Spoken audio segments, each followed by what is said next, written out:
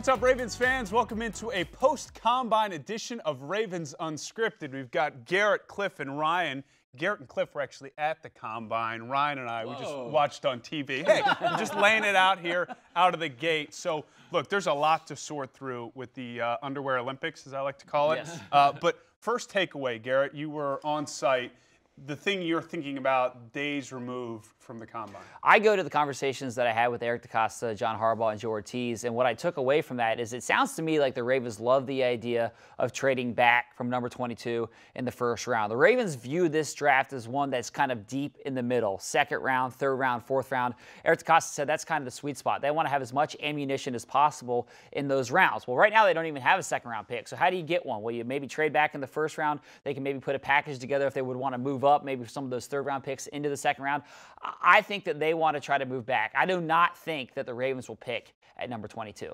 Well, as somebody sitting at their desk watching social media and all the reactions. Yeah, you might not even been watching it. While eating bonbons. Yes. You know, my reaction was there are so many athletic freaks in this year's draft. I mean, it's insane. These guys, they train for the combine so much nowadays, and they go out there, and you just saw all these record-breaking performances. I mean, DK Metcalf, Paris Campbell, a number of these wide receivers, the linebackers running record-breaking drills, the defensive linemen running record-breaking 40 times. I mean, there's so many top-notch athletes, and I think the Ravens as a team, specifically on offense, that are looking to build kind of a track team, I think, around Lamar Jackson, they're going to have their opportunity, particularly at wide receiver. Yeah, I'd echo that. I mean, there's a lot of playmakers I saw, guys who would transfer, I think, pretty well from the underwear to the Ravens uniform.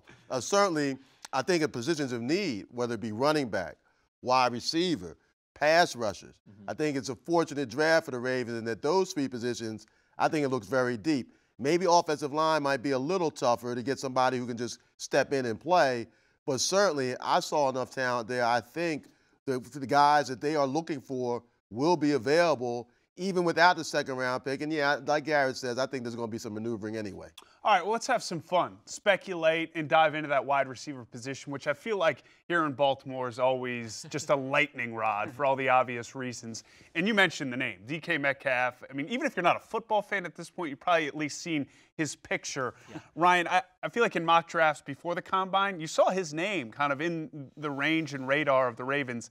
Is that still a possibility, or did his performance just shoot him out of possibility? That is off the table at this point. He was the most popular projection, I would say, for the Ravens at number 22. Now you're seeing him as a top 10 pick, you know, probably 10 to 15 or 5 to 15 maybe. So, no, I don't think that the DK Metcalf is going to be there for the Ravens. And to be honest, I'm not freaking out about that. I think DK Metcalf, obviously the athletic talent is there, but I like to see a receiver who produced in college and did it consistently, and that wasn't DK Metcalf. Didn't he have a severe injury? He had a neck injury. He had a neck injury, which you don't, I mean, you hope the best for him, but you don't want to mess around with either as a team. And I think the Ravens also want wide receivers who have just shown that they can play the games. You know, this isn't a weightlifting competition. It's football at the end of the day, and the Ravens are a team that rely more on the tape and production. You know, a guy that I'll point to who actually shined at the Combine at receiver is Paris Campbell. I think he's a really intriguing option. Daniel Jeremiah in his post-Combine mock draft, I believe, has the Ravens taking him at number 22. He's more of this Tyreek Hill model. He can run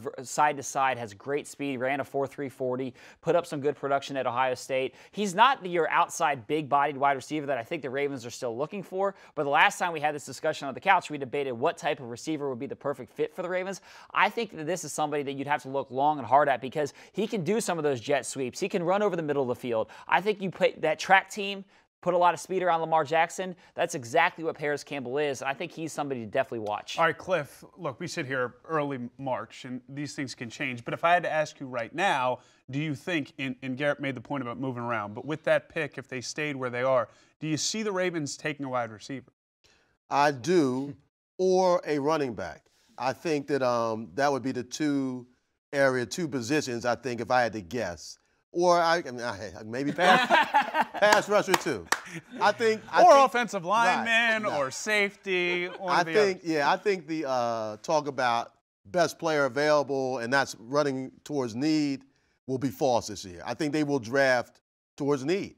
I think that the Ravens, they're a playoff team that expects to be good next year, that needs certain pieces to make that type of improvement from being a playoff team to now a Super Bowl team.